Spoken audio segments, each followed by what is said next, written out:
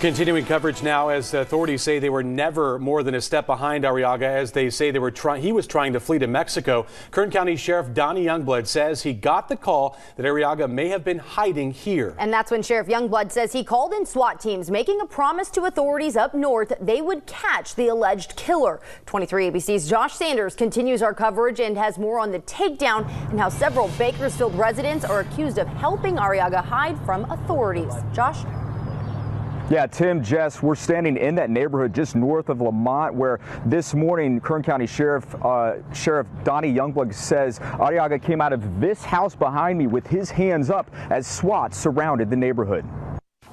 My law enforcement partners are behind me, and the agencies that were involved in this in the last 24 hours. At a press conference earlier today, Kern County Sheriff Donnie Youngblood naming multiple state, local, and federal agencies involved in the capture of alleged cop killer Gustavo Perez Arriaga. These agencies included Bakersfield Police, the FBI, Newman Police, and the Stanislaus Sheriff Office. Arriaga allegedly killing Newman Police Corporal Ronell Singh on the early morning hours of December 26 during a routine traffic stop. Thursday afternoon, Stanislaus Sheriff Adam Christensen reaching out to Sheriff Youngblood with information believing Arriaga could be somewhere between Modesto County and Bakersfield.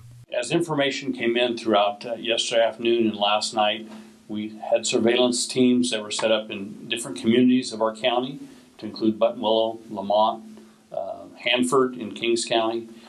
We had teams that were monitoring those residents as information developed. Friday morning, KCSO officials ordered a search warrant for the 8200 block of Brooks Lane in Lamont, where they found Arriaga coming out of one of the houses, hands raised and ready to turn himself in. This picture capturing Arriaga in handcuffs moments after the arrest. And all of a sudden, I just heard everybody through the loudspeaker, everybody that resides in 8200 Brooks Lane, come out with your hands up. And that's all we heard. So we just kind of looked through the windows and we saw the SWAT team where they went through the fence and knocked all the fences down and was going through the house, and they had the canine units, and it was just a mess. Officials believe several people were involved in hiding Arriaga. Also arrested this morning, 59-year-old Renabe Casterera, 36-year-old Harasimo Villegas, and 57-year-old Maria Luis Moreno.